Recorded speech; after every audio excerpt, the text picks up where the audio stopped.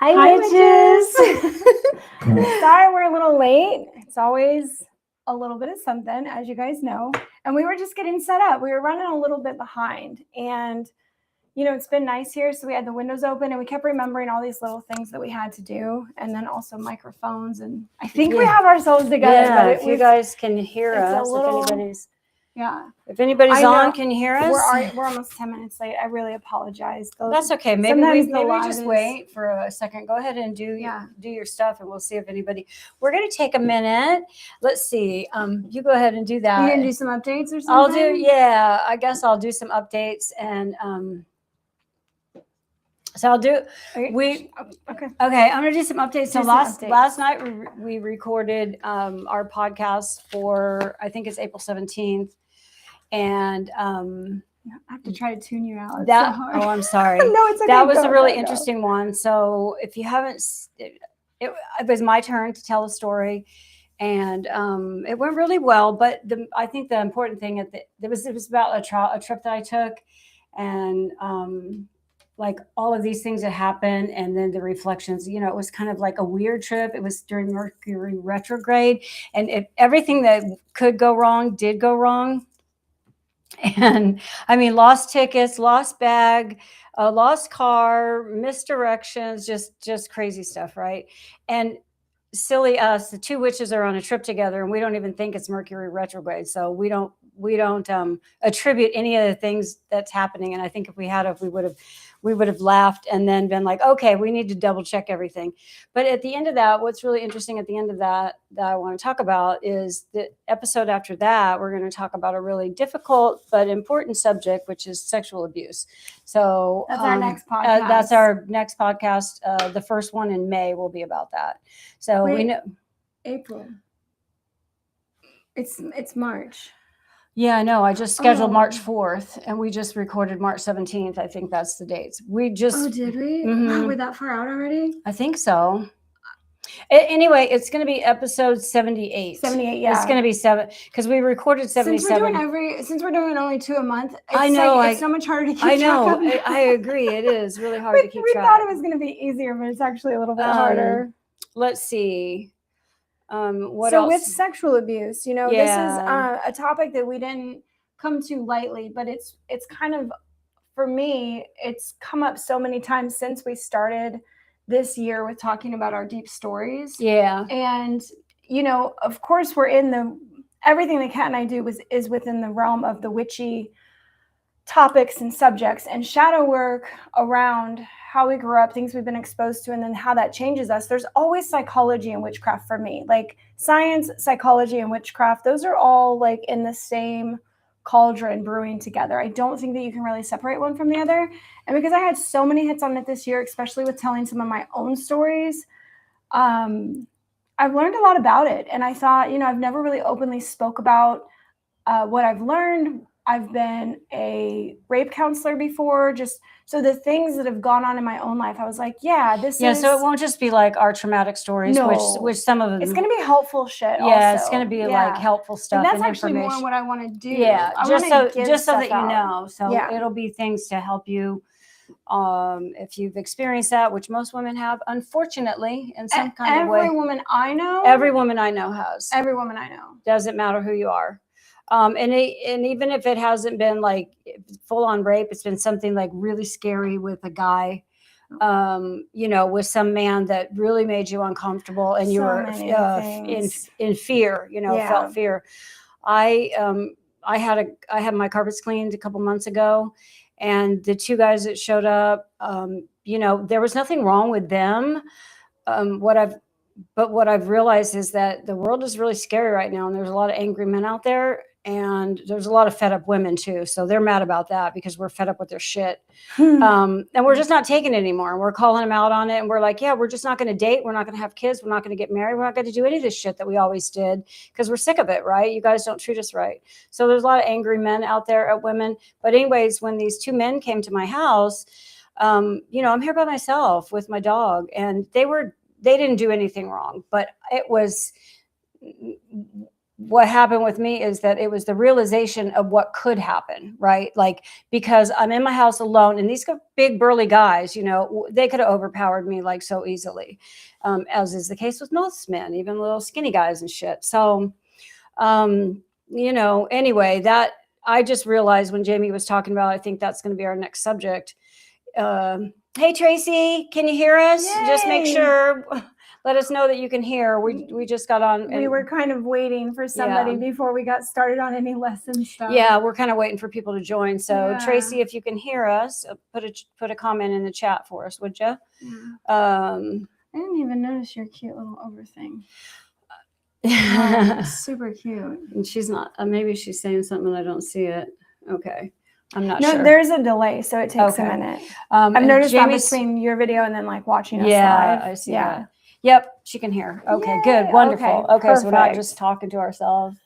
It can be. But anyway, as I was saying, big burly men in your house. Yeah, well, when when Jamie started talking about the doing a sexual abuse podcast episode on the next one, which will be number 78 that we do, and I think it's scheduled for May, or will be scheduled for May. I realized that, I'm more afraid today of men than I think I have been. Maybe it's because I'm getting older. I feel less, I feel more vulnerable at my age. Mm-hmm. And I felt a little bit uneasy. Again, the guys that cleaned my house, they were nice, but that didn't have anything to do with it. Because you guys know, men can act really nice and they can turn on a dime. And sometimes it's just opportunity with them. I mean, so anyway, I realized when we were talking about this, that's how I feel, and it kind of, it was a revelation to me in that moment. So anyway, if that's a topic that interests you, you're definitely going to want to listen to episode 78, which will air in May, I believe. So just check. It's either late April or May. Late April or May. Yeah. Yeah. Because we're only doing 2 a month now. Right. So. And we're still confused.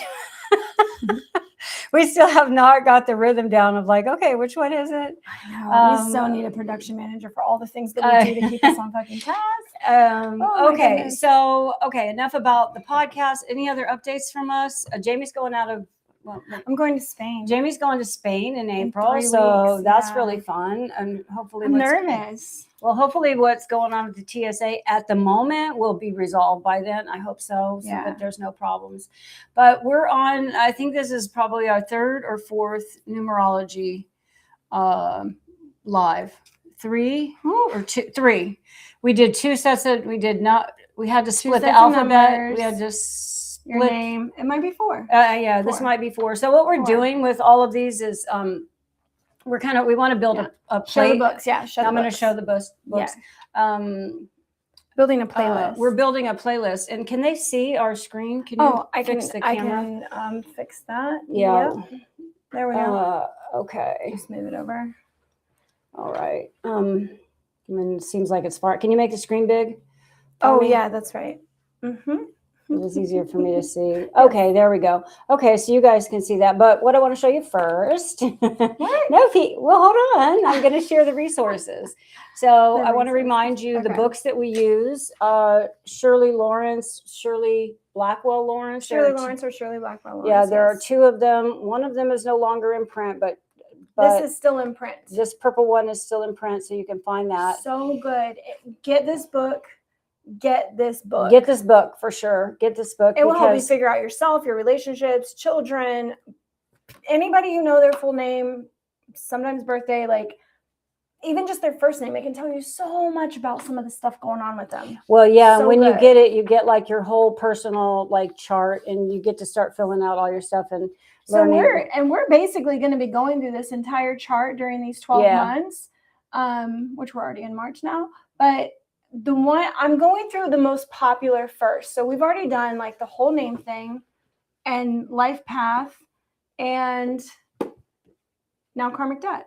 Okay. Yeah, that's it. It's not very if you ever come across this book if you come across a book by Shirley Lawrence or Shirley Blackwell Lawrence, get it. Because I think this is the one that's not in print. This is not in print anymore. You can only buy it used, sometimes on Amazon, sometimes from other booksellers. Her publisher she actually wrote that one first, and her publisher told her that it was too complicated, and then she made the little purple one that Kat showed you, and then those were both on the shelf for 20 years, and when it was time to renew them, the publisher said, yep, you're still like, it's too much, we want you to like dumb it down. And so she does have another book called like the Big Book of Numerology, and it is literally that. It is so dumbed down, you do not get the information like you do in these two. It's still kind of fun, but her writing in these two that she did in the 80s and 90s, this was when she was at the peak of her research and everything that she was doing, which she spent, 30 years on. So these are my favorite books by her. I do have that Big Book of Numerology. It's like it's like a bargain book, honestly. I hate to say that because I still appreciate everything that she's done, but her publisher made her do that one. Right. Yeah. Publishers have the ultimate say in what goes into the book. So much. They really do. So if you find The Secret Science of Numerology, get that book. I've bought, because it's no longer in print and I just want another copy for myself because I feel like I need to hoard it or something. I don't want to let it go.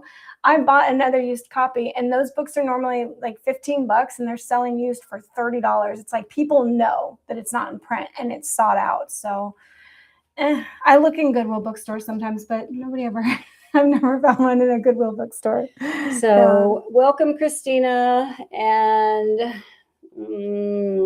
Phoenix. I'm not sure what your name is, but hello, welcome. Welcome all the Witch Sisters. Yeah, welcome, Witch Sisters. So tonight we're going to be talking about karmic debt. Mm-hmm. And karmic debt is when you have all the numbers that are missing from your name. So your full name. Your full name. So we're building off of things that we've already talked about, right? In our first 3 lives for this, we did this chart right here, which I love. Remember this chart? Yes, but I forgot what Tracy told us it's called because it's like the most normal name. I had it on my other one. Yeah, it's like I don't know, numerology number chart. Yeah, like something like that. Something super like basic that description. It's not even complicated. Yeah. But if this is your first live for this topic for numerology, write out your name, and then underneath of it, you can go to the next page. But just to show an example, write. Where's Jane Doe? Oh, Jane Doe. Jane Doe. And you spelled it Doe. I did because I love Taylor Swift. So okay, all her Doe names from her last album. So with your name written out, you're going to assign it using that first sheet, that right there, so that you can figure out in your name what numbers are missing by the letters that you are missing. Now, if you have, I feel like it's really simple, but I've been doing this for over 20 years. So if you have any questions, please put them in the chat for Kat to answer. But you are basically writing your full name out, including your middle name, please, including your middle name. And if you don't have one, that's okay. But write your full name out, put the number underneath of it, and then figure out what you don't have. So Jane Doe does not have a 2 in her name, a 6, or a 9. That is her karmic debt. So the missing numbers are the karmic debt. And Tracy, in answer to your question, is, it's your full name or the name that you use. If you changed your name, if you were adopted, legal name. Definitely pick the name that you want to use, because you can come back and do this again. It doesn't have to be one time. But you choose your identity when you choose to go by a nickname of any kind. I've done it for my husband's name is Anthony. He goes by Tony. He's never gone by Anthony, not once in his whole entire life. His mom doesn't even call him Anthony, nothing. And I've asked her, I was like, why'd you name him that? You never, and she's like, I just liked it. But she always called him Tony. And Tone sometimes it's just 3 letters. He doesn't even get the Y. So whatever you go by, you can use that. There's no hard and fast rules. You'll just start to see that what that name represents, sort of the energy that it gives off, what it's missing, what you can work on. That's what this is about. Okay. And I want to tell you a funny story. So I don't know if you guys have heard the podcast when I talked about my second marriage. I think the other thingy will be possibly more helpful. What do you think? What? That thing, in case that chart thing, in case people haven't done it before. Oh, okay. Yeah. All right. So yeah, you're going to want a chart like this. You're going to want a chart. You're going to want to make this a rainbow tonight. Numerology number chart or numerology chart. Alphabet number chart. Yeah, whatever it is. Exactly. Tracy knows. She can put it in the chat if she wants to. The name of it. Something interesting though, for whatever reason, one day Jamie and I were working, and I gave her my ex's name, and he has a really long name, and she started doing it. The man had 0 karmic debts. I'm like, how is that possible? I didn't do a page for that. I should tell people. Yeah, no, I mean, because his name is like Charles Augusta Fritz. I won't call him out, but then he had a last name too, of course. And he used all the letters, and so all the numbers. Yeah. He got all the numbers, and I thought karmic debt was like how we grow and stuff, and just for him to be so unevolved, and then I was shocked. Well, I think what she wants to say, for him to be such a piece of shit and have no karmic debt, how is that possible? How is that possible? Yeah. Yeah, I don't know. Well, I can address that first. If you find that you, your child, your spouse, your partner, your friend, family, whoever you might do this for, if you find that they have 0 numbers missing from their name, that means they have one from each category, right? Each number is in their name. A 0 karmic debt means that this is the fucked up part. They are aware of all of the lessons. They choose not to follow them. They just choose which ones they're just like, meh, I know I could do that. That makes sense. I know I could. I know I'm good enough for this. I know I could do that. It's a choice. So karmic debt 0, which I know I've known one person to be karmic debt 0. And again, shocking because they are a POS. I was just like, how is that fucking fair? But I think when people have 0 karmic debt in their name, and this is not karma like dogma, like religious karma. This is not lifetime karma. This is your name karma. This is energies that you're working on with your name.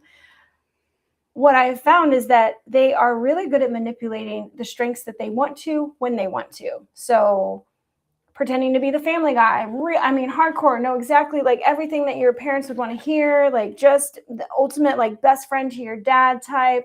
And then alone, they criticize you, badmouth you, talk down to you, and you're like, who the fuck was that over there? And then we come home and it's so crazy because I feel like they really live in 2 worlds, and they know, they're aware, and they choose. It's a choice. So if you yourself also have 0 karmic debt, here is my cautionary tale for you. It's going to take more reflection from you to decide what you need to work on rather than having a missing number to tell you where your weakness and character is. You're going to have to figure that out on your own or decide that you want to work on it.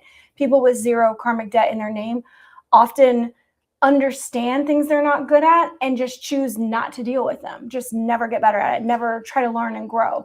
Tonight, through each of the numbers that you're missing in your name or somebody else, or, the missing numbers that create the karmic debt, we're going to go over what we call remedies.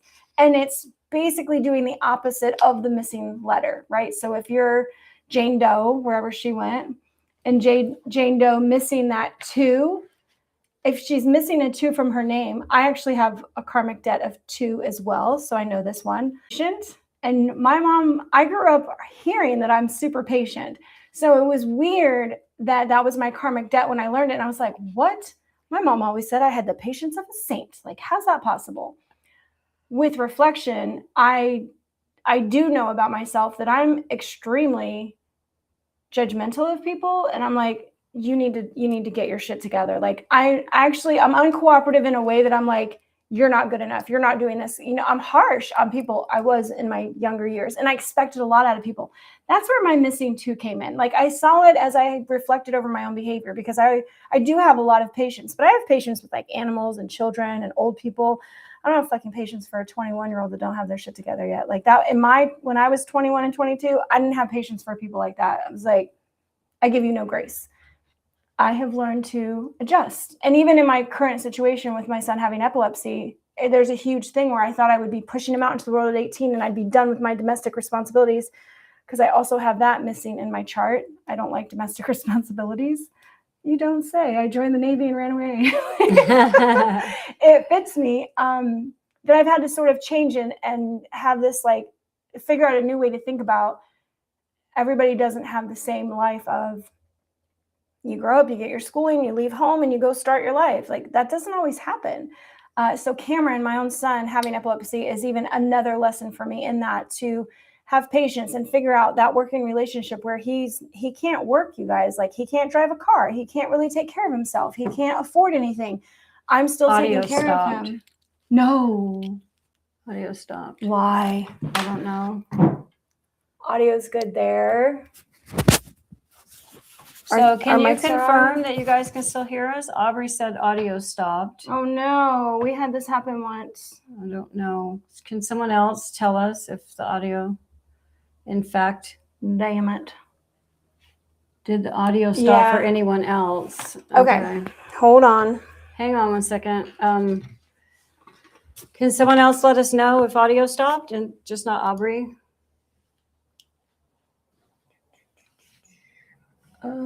So here's our audio. My mic is unmuted. So Okay. our mics are live. Okay. Okay. Everyone, I think Aubrey, it might be might be a problem. Audio is working, but isn't aligned with your mouth. There's a delay. Fucking hell. Sorry. That's weird. Okay. I paused it and restarted it. I like Okay. muted us and restarted it. Okay. Do we want to give it a minute? No, I don't think so. Okay. If you guys, if anything happens to our audio, please everybody, alert us. I would I'm call watching Tracy the chat. on the phone, but my phone is being used as the second camera, so I can't. Yeah. I love it. Okay. This is yes, that was going there. Okay. But I think we're ready. We're probably ready to jump in as long as we're all still doing okay with hearing us. Okay. Make us big again. So. I will. Okay. Thank you. And yeah. Okay. I think my next purchase is going to be a big ass screen. Right? Yep. Yeah. Okay, we're going to keep going. Okay. So now that you have your name down, hopefully. Okay, so you want to have All them the do letters. their name and Yeah, tell us? Yeah. So if you guys name. have paper, do your name. If you even want to just try it with something like the name that you use, like the name you always use if it's not even your birth name. I use my actual name at birth. And not because you've been carrying Williams for a long time. Yeah, I've been carrying Williams for a long time. Since like I was 21, I've been Williams. So I could probably redo it, but I used my full name, my birth name. So if you guys want to do your karmic debts for your name now, What's yours, Mommy? Mine's 4 and 8. Just 4 and 8. Yeah. I said just 4 and 8. Yeah, 4 and 8. Yeah. So I'm missing 4 and 8. And you know what's interesting? If you do this for people in your family, you'll see some repeating patterns. I know Jamie's got a whole chart of everybody in I have all of our karmic debts. Our whole family. Yeah. I don't know if they can see that. No. Okay. Like all of our karmic debts, this is our family. And we all have roughly the same karmic debts. 6s, 8s. Mm-hmm. Yeah. What I have found is that this is how you know you come here with soul. Tracy's a 4 and 8. Hey, see? Oh, gosh. Soul sisters. I'm telling you.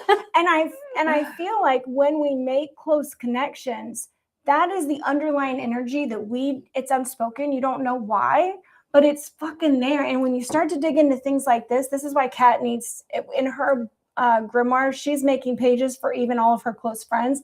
She wants to know. She's like, I know there's ways that we align. Yeah, we're connected energetically. Yeah.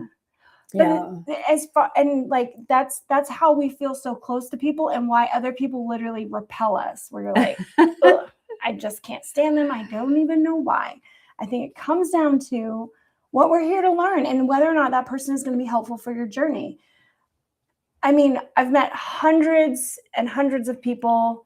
I've probably done charts on at least 200 people in my own life, people I've worked with. When I was in the Navy, I did charts on everybody. You're on watch for 12 hours together. You're going to get to know everybody pretty personally.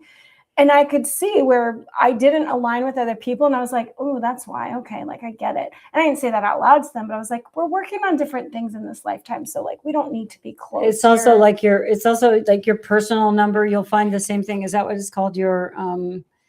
What's your main number? 33? Oh, birth path. Your birth path number. Huge. Yeah, your birth path number. You'll also Huge. find that you're drawn to the people who, you'll have a circle of friends that you all have kind of like the same numbers, or your family has the same numbers, and then somebody comes along, like you have no friends that are ones or something, and you're like, why don't I, what is it with me and ones? It's like there's nobody my whole life, no one around me that I know is a one. So that person is just like not somebody that it's vibrational. It really is. It is literally an energy imprint that I think that we carry with us. I think that that's sort of what helps our soul come here and try to refocus from just like survival mode. I think that as a soul, especially all of us empaths, people who choose to be witches, especially, that really get into like, we have so many fucking feelings that earth feels like torture. And when we have tools like this and you start to uncover things, it eases it. Like, this is the medicine that eases my soul being here on earth, going through all this shit, because I really don't enjoy it a lot. Of like, if I look outside of my beautiful box that I've built myself that I'm in, when I look outside of that, I'm like, oh, this is a fucking horrific place. Why would I come here? Like, I don't ever want to come here again. And so many people in my soul group have said that. We're like, let's not come back. Can we just like can we say that now? It's like, just not come back. But I know that our souls are, I don't know, elevated, advanced, been here a lot. We have to come back because we're the ones that are going to help make the fucking changes. And so we accept the sacrifices that we make to come here and make the changes. Do you want me to go beyond just like the 3 points that you're making in here with like for each number?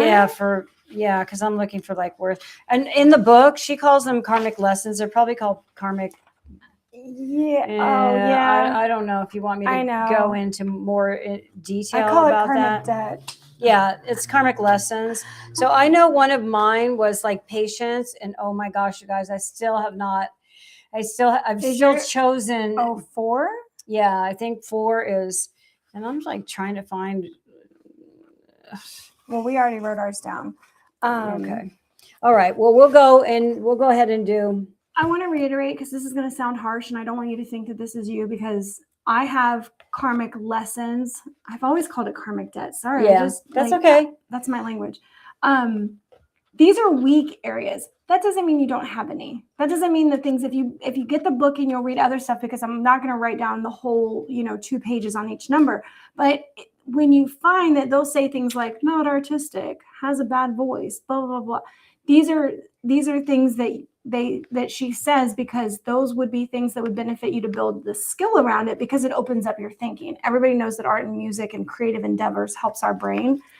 That helps a lot of these numbers that lack confidence, that don't care about other people, that, don't have focus, that are too dependent. When we get into creative endeavors that are just for ourselves, we really build a lot of things. So some stuff like that I didn't write down, because I don't think it's very helpful for somebody to hear. And by the way, you don't have an attractive voice. Like, no, I've heard that in my life. It wasn't helpful. It just makes you more self-conscious to call it out or say that, like Kat believing that she's not artistic. I didn't put that on the number because I know that's already a belief for her, and I'm not gonna reinforce that. I'm not gonna reinforce that negative belief she has of herself. But the thing about it is like I can be artistic if I get out of my own way. Exactly. That's the lesson in it. That's the probably lesson. Why they're called karmic lessons and not karmic debts. I don't know. Yeah. I don't know where the fuck I got that from. That's I've okay. Just always said karmic debt. It's okay. So, I mean, they're. I didn't even look at the chapter to find out if that's what it's actually called. I've just always called it karmic debt. That's all right. Yeah. Okay. So, so I wanted you to know that it's just weaker areas that you can improve on. It's not like. Yeah. And it's not like forever. Yeah. It's, also, it's something to be aware of. That is a fall point for you, that it's a habit that you can revert back to, kind of your baseline, where you're like, oof, Kat, knowing that she doesn't have patience, her awareness of that helps her have patience. Yeah. Right? Like it has to be addressed first. It kind of forces me to acknowledge it, even though I know it. But then when you read it, you're like, oh, you really called me out, didn't you? Universe. Okay, I want to say hi to Danielle. Hi, Danielle. Hi. And then Christina says she's missing a 7. Oh, girl, missing a 7. Listen, oh my gosh. We're going to get to that. So we're going to go. It's an important one, but you're going to find yourself on one side or another. And like, if you're here, you're already working on your 7. I can tell you that right now. So that's awesome. I love that. Okay. Missing 7s are tough. I know you've got like 7, 8, 9 to do. I know. I'm writing the cliff notes for 789 so that you guys can see them rather than just hearing us talk. You have things you could write down if you want to. Okay. So you're going to go through karmic debt 1. Karmic debt number 1. Yeah. So, and I just talked about 1. If you don't have 1, so a lack of confidence is actually, so you summed it up as a lack of confidence. The book says more interested in others than self. Okay, that's because the 1 as a positive trait, right? Like if you're a 1 number, you're a go-getter, you're a self-starter. You put yourself out there. There isn't fear around that. So when you don't have the 1, you lack that outward projection of yourself, like to go into any situation, know yourself, be there. This is why we're kind of building on the numbers, because if you remember that what a 1 is by birth path is like somebody who likes to start stuff, likes to get themselves out there, can kind of take charge, is, in command, essentially a leader. It's leadership stuff. So when you don't feel comfortable in leadership roles, there's a major lack of what? Yeah, because the confidence. Did you put the letters? What they mean, like fox? I mean, we don't have those on there. No, that would be in your other notes. Okay. Do you want me to? Nope. No. Okay. Nope. I was just thinking that could be helpful. It's always, I know. It's okay. I think the more that we do it, that's why I was like trying to build on it. So explaining them all first, but yeah, if this is somebody's first live. Yeah, and just so you know, I mean, Jamie's been doing this for 20 years. How many charts have you done, or how many? I've definitely done over 200 charts. Okay, and I have not. So I'm looking, so that's why she's doing most of the talking, and I'm like, I know. And I'm trying. I'm gonna. No, you can't, because you have a lot to offer. So, but you do need to get 7, 8, and 9 7, 8, done. and 9. So if you're missing karmic debt number 1, do we have anybody with 1? Not that we can tell, but so the weaknesses or the areas where you have the opportunities for growth are in confidence, dependency. I'm going to summarize. Yeah, because when you're lacking the 1, if you're lacking standing on your own, 1 literally represents a man standing on his own, man, woman, person, human, standing on their own. And when you lack that, you are now all the other letters possibly like a 2, like you need coupled up with, like you find your strength in numbers more so, not individually. So that's why it would be, I see this with my kid, and he's not lacking a 1, but like he does not want to go into a store alone. Yeah, he does not want to go to dinner alone. He doesn't want to go anywhere alone. He has I'm the opposite, because my first letter is J, my second letter is A. Those are both 1 numbers. So I'm like, I'll do everything alone. And it's such a weird place to be, Yeah. Okay, go. I have to be quiet because I have to write. Okay, I know. Yeah. Okay. Would it be helpful to have that over there as well? Maybe. I don't. Okay. This was just as. Yeah. Okay. Okay. No, maybe as a reference. Okay. Remedies for when you're missing the number 1 in your name. Yeah. In your name. Go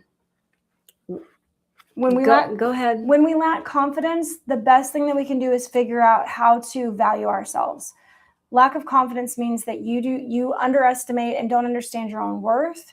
If you can't stand alone because you feel like you need the support, that is a confidence issue. And I think so many of us deal with feeling unworthy. I have a lot of 1s in my name, but I still go through feelings of unworth. So it doesn't necessarily come from my name, but I have things in my name that show me you can do this. Put yourself forward and you'll be, I want to say rewarded for it, but it's like the best way to remedy all of these karmic debt numbers that you don't have is to do the thing that the number represents. Just remember that. Like if 1 represents a man standing on his own, learn to stand on your own. Learn to do that randomly. Learn to do it with people that you'll never see again.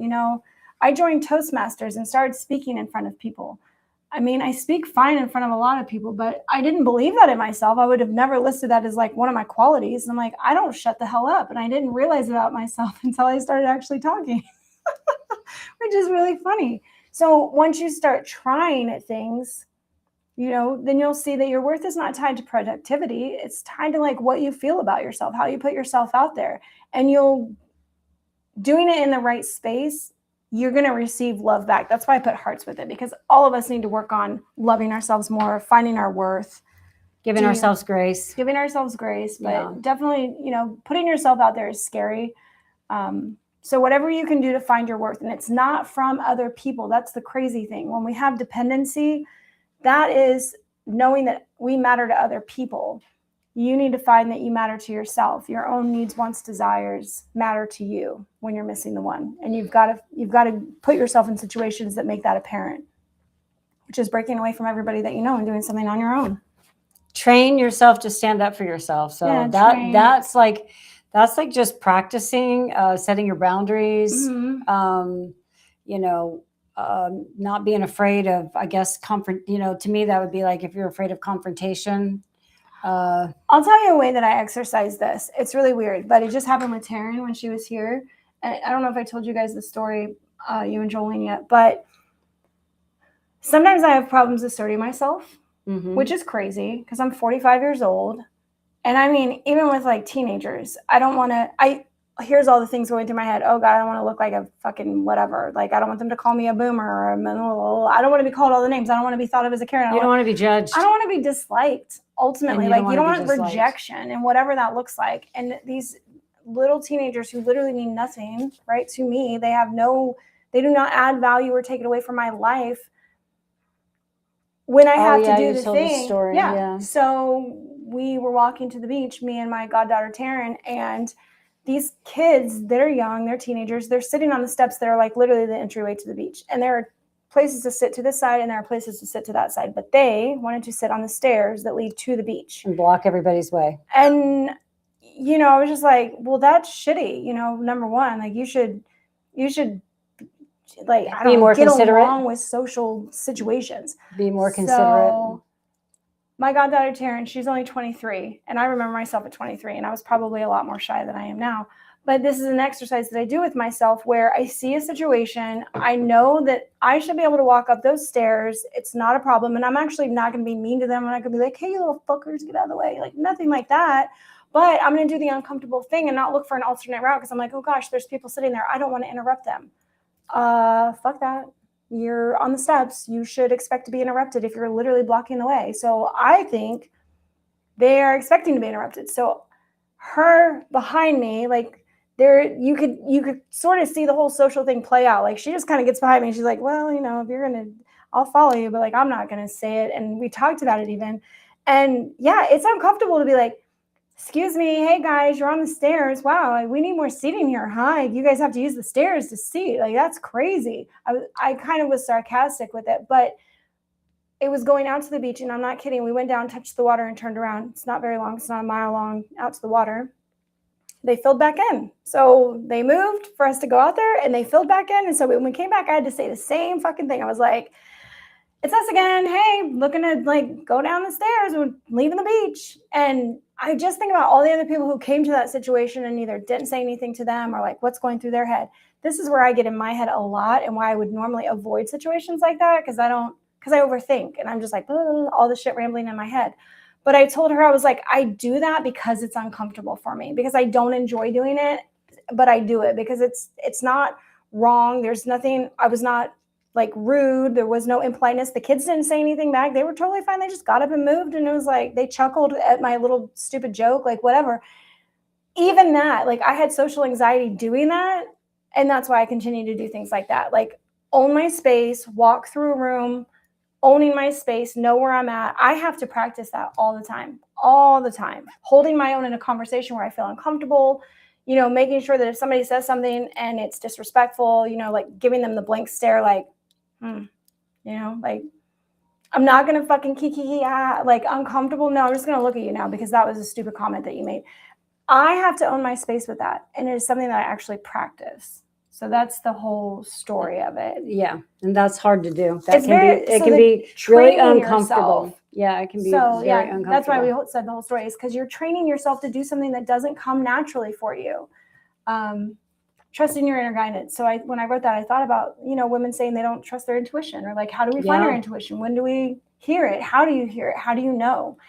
And I do think it comes down to our morals. Look at your morals. And if you're not acting outside of that, you're in the right. You're fine. Like if you're not going to be all messed up to somebody or hurt people or whatever, you know what's right and just do what's right. And then you go with that inner guidance. And if somebody else is doing something wrong, you can choose to interact or avoid it, but like you're always acting on your own morals. That's what I think of as inner guidance.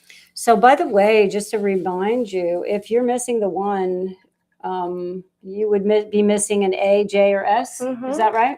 So, if you're if you don't have karmic an lesson A, of J, or S, yeah, if you have karmic lessons karmic lesson 1, then you're missing A, J, or S. Yes. So we're going to move on to the number 2, and I'm thinking because what's up? Oh no, I'm just reading over your shoulder. Oh.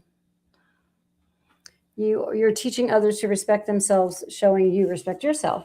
That's a very good point. Yes, thank you. It is definitely, I do think that the kids get something out of it because, you know, like, could I have tried to find another way around? Sure, I could have, but literally sitting on the path directly, like, I almost, in my head, I'm almost like, they want that. They want to be disruptive. So they want to see what people will do. It's almost like they're taking their stance and they're owning their space. Cool. Own your space, kiddo. Like, get out there and like feel like you're an individual in a world that maybe where you don't feel important or you feel forgotten. Like, own your space.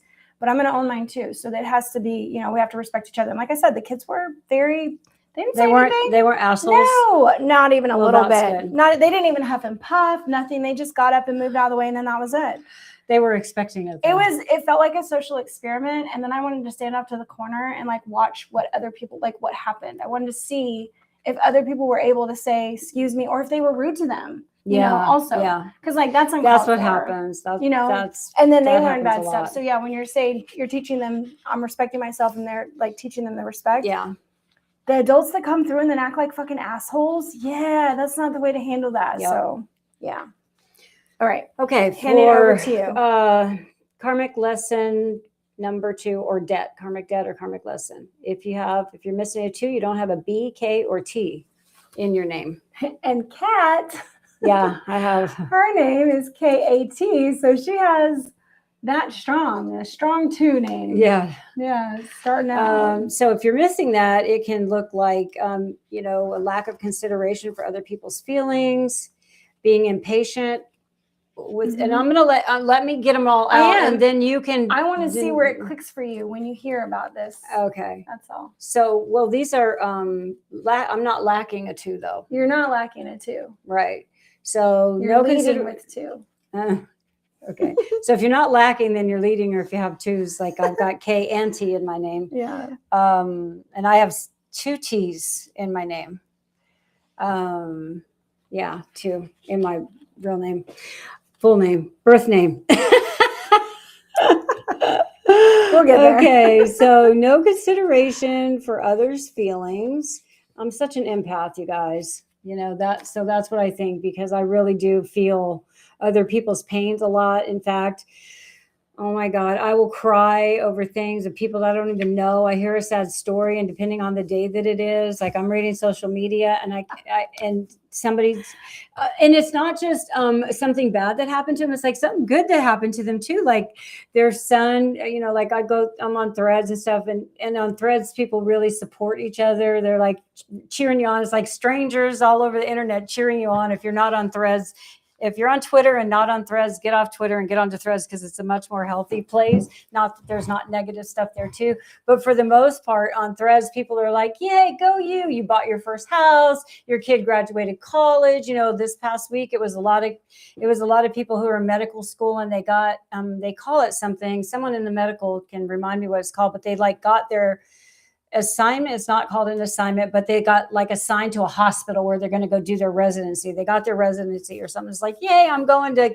Kettering, or I'm going to wherever. But anyway, so people are making those kind of announcements, and everybody cheers them on. You know, they get like, yay, go you, you know, you're doing so good. I've been sober 1,000 days. You know, nobody in my family cares about me. I feel that shit like so hard in my soul, and I will cry over stuff like it, depending on the day that it is, and I'm way past the moon cycles, you know, I'm way past that, but I still have those like super deep feelings for other people. So that's probably because I've got 2 2s in my name.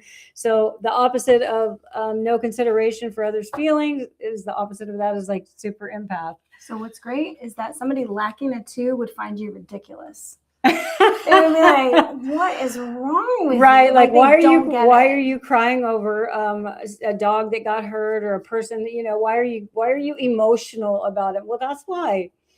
Let's see, impatient with people. That You have other numbers that help with I have that for you. I have other 4 is, I think, is where the patience shows up, but impatient with people. Too blunt. Gosh, those I'm actually like used to be. I mean, too blunt is something that you would have said about me. Because that's also the negative side of your 2 number as a birth path. Okay. These are, so we're starting to see things repeat. So when you have the negative side of 2, those are the negative traits. When you're lacking it, that's your debt that you have to figure out how to heal. Okay. So it's very similar. I know. Okay, so like there's a black and a white side to it. It's not black and white, but it's a spectrum It's for the sure. spectrum. The Okay. numbers and how they show up are definitely on a spectrum. And so yeah, because you guys, I have, I mean, most of my life, I was just like, this is what I said. I just tell it like it is. She was. I just don't. Too blunt. Yeah, I was really, just to the point of not considering other, well, to the point of not considering how it might come out to somebody else. It'd just be like, just matter of fact about it. And that was one of the things, that's one of the ways that I have grown through my spiritual practice, is because, I've become aware of that. And I was like, oh God, I didn't realize how I made people feel. It was just like, yeah. I mean, hey, it is what it is, right? In the remedy, learn to show concern for others. Can't make this shit up.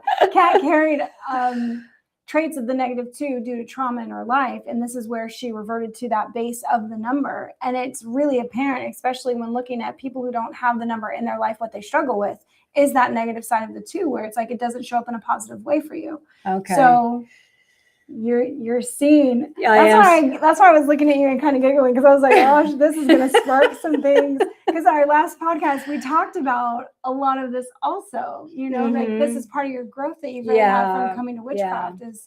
It's so wild. Yeah, for sure. You guys should really listen to. I think it comes out on the 4th, April 4th. The April 4th podcast, number 77, is where I talk about a trip that I took, and just like, I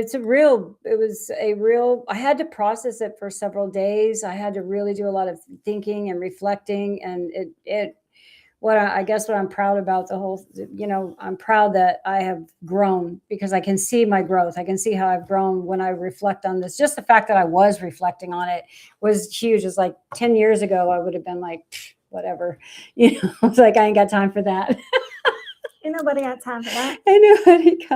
Okay. So, number 2, difficulty relating to women. Now, I don't know that I've had that, but what else does that say? My karmic for debt women, is a 2. masculine traits that are stronger. Yeah. So I am, I do have, I mean, in my younger years, the other spectrum of that is I would be pretty confrontational with, my intimate partners. More aggressive and receptive. Yeah, I really was. But again, those are like trauma responses, right? So I'd be like, motherfucker, I'll fight you and shit, like crazy shit like that. Like, who do you think you are, girl? You're a girl, I'll kick you, I'll just hold you down. But I was like that. So I don't think I'm like that anymore. But anyways, this is one of my karmic debts. I'm a karmic debt too. I'm 2. You have 2, 6, and 8. 2, 6, I have and 8 4 and 8. And I considered that I might have been gay for a while, because I was like, I think way more like a man. Like, I don't understand. Like, I relate with men more. Like, what does that mean for me? I kind of struggled with my sexuality there for a couple of years, because I really wasn't attracted to men either. Like, I understood women more to a point, because they are softer, they're emotional, like they get things, they feel more. And yet men, I was like, what the fuck is wrong with you guys? Like, you don't get anything. Why are you so dumb? Like, you guys, all of you were dropped on your heads as babies. So I was this, like, no considerations for others' feelings, being impatient with people, didn't like let them, I didn't want to see their evolution. It was like, show up now. I need you to be this person right now. And I wasn't always blunt about it, but if somebody wanted to have a conversation with me, I definitely told them the truth a lot. And I liked the shock and awe value of it. I actually preferred that. Like if I could say a statement that was really like people clutched pearls or, oh, how dare you? I was like, yes. Well, especially coming from a Pisces. So I was in love with a Pisces for 15 years. And he was, only when he got like really mad could he be mean, like mean, saying something mean. Otherwise, he was really careful. He could be mean, and he was mean in a lot of other ways, like dismissive and stuff like that. But as far as like words coming out of his mouth that would like cut me to the bone, that only happened a few times. And when it happened, I was like, I can't believe you said that. It's like I was so shocked. So I get what you're talking about as a Pisces. I think that's like also in a Pisces nature. They're just kind of like, I don't know. I think most of the ones I've known anyway are, is mild-mannered the right word to use? I'm not really sure. But anyways. I had a lot of this where I had a hard time relating to women. Like now that I'm 45, one of the things that I say sorry for all the time is making fun of women who had really difficult periods. I was not nice about it because I was like, what are you complaining about? It's literally nothing, because my periods were nothing to me. Oh, did the universe give it back to me when I turned 39? I was like, oh, okay, shit. I didn't know that this could actually hurt. So like, it takes growth and recognition. And it's not like I ever said anything to women who complained or were like literally in bed for a day or thought things like that. I was like, what? I was like, there's no way. I was like, you are milking this. It was judgmental. It was so harsh. I just thought women did not, they like would not rally and be strong and just like get out of their own way. Well, only because you hadn't experienced it. And now I couldn't relate. And now she's like, and now that time like knocks her on her ass. Oh, it does. Yeah. Now I'm in bed. Like completely. Now there's things where I'm like, I'm definitely getting paid back for it. It's not, and I don't feel that way. I don't really feel like it's paid back, but it was like, I don't know. I didn't trust what they were saying either. There was I didn't have close female relationships. I was more friends with men just because also didn't care about their feelings, and I could be that way with them and they didn't care. And like, also, her mother, I didn't have problems with my period either. So you never experienced that. I didn't. From your mother was never like in bed or complaining or I didn't know they about were like cramps or hurting. My periods were mild. I mean, I just never, I don't even think I experienced what you're experiencing now. As I started getting as I hit perimenopause, I didn't have like really bad periods. I just had weird. My masculine traits being stronger, I've struggled with that so many times in my life where I just don't feel feminine. I know. I've never felt super tomboy feminine when you were, and I was born with huge tatas. And you know what? And she didn't get. I mean, she was like 14 years old, and actually got exposed to a pretty promiscuous girl. Got a friend who was wearing short shorts and makeup and doing her hair, trying to get attention from boys. And when she met this friend Christina when she was like 14, Jamie was like in tennis shoes and socks and sweating, massive and t-shirt, big t-shirts, and she didn't brush her hair. She was just like, she was total tomboy. And then she got this her friend Christina somehow convinced her to start dressing up, and the next thing you know, she's in short shorts, she's doing her hair, and I'm like, who the fuck is this? No, I didn't do that. I was like her doll. Yes. I was her doll. To see that switch flip though, did that change in her? It was like, but she was 14, and now my other one, Jolene, man, she was dressing up. Well, she was always dressing up from the time she's a fashionista. She does had all the things. She ever since she was little, wanted to dress up in dresses and clickety clack shoes. Doing her hair and stuff when she was really young. So they're two opposite. My daughters were completely opposite in that regard. I blame my lacking of a 2 for my lack of femininity for so long, and still struggling with it today. Like, yeah, what's Jolene's? Where's that little note for her karmic debt? Yeah, what's Jolene's karmic debts?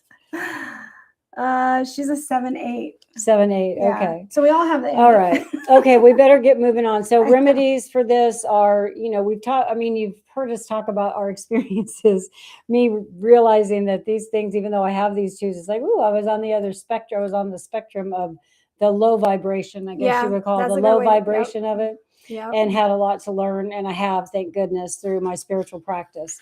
Remedies, learn tact. Yeah. For me, the learning tact was like, it was an awareness for me. I had to become aware. Somebody had to tell me. I actually had a thing go down with my youngest daughter when I first moved here, because I didn't live around. I mean, my kids Jamie moved away when she was 19 or 18, 17. Sorry. She went off to the Navy. So, and then me and Jolene had our whole, like clashing mother-daughter, Scorpio, Taurus, mirroring each other. And we really battled when she was a teenager. And so, but when I got here, when I first moved to Florida, I went out one night. We all went out together, and drinking was involved. And when I drank, I really become. She has no filter. No filter whatsoever. And I said something hurtful, and, I got called on it. And at the moment when I got called on it, I was just like, whatever. Exactly like that. And she, whatever. And then the next day, once I was sober and I was reflecting and I could see how hurt my daughter was, I was just like, fuck. Okay. I mean, I felt it then, and I realized it, and I realized that I needed to watch the words that I used, because they have an impact on people. So learning tact and showing concern for others and being aware that you're even doing that. Learn not to match other people's moods, and then act or make it a game until it's real. So you want to explain that? Because I'm not sure how to. Yeah. This is what we call practicing or training yourself. You already know what your disposition is. You already know that. Oh, is this like me going out and saying I'm going to smile at everybody? Right. I was going to use that exact thing. My mom had resting bitch face, and my sister would tell her all the time, like, Mom, fix your face, like, because she always looked like she was upset, and we'd be ordering food, and I'm like, Jolene and I are just like, hi, how are you? And just like trying to start a conversation with our waitress or waiter or whatever. And my mom would just be like, yeah, I'm going to have this and that. Thanks. And it was so Jolene and I just being these like very outgoing kind of like, we go out and we have fun. And my mom seems so dark and serious. I was like, can you just like lighten up? Fake it till you make it already. So it's deciding. A lot of this is like, once you know the thing that you need to work on, you decide to work on it. And so you can fake it till you make it. You can act the part until it feels real or till it's easier. Because most of the time what we do is you don't have the skill that you're lacking, right? You have to get outside of your comfort zone, do the thing. And then finally you've got now one example of like, I could do that. It happened. It didn't kill me. Nobody died. I'm fine. Then you do it again. And then you do it again. And before you know it, that is your habit. That is your thing. And you can always remember the old way of being, and you could probably revert back to it. But hopefully the new way of being feels better and is more rewarding, especially when you're interacting with people. Because 2 is like a couple number. This is where your relationships are. This is you getting along in society.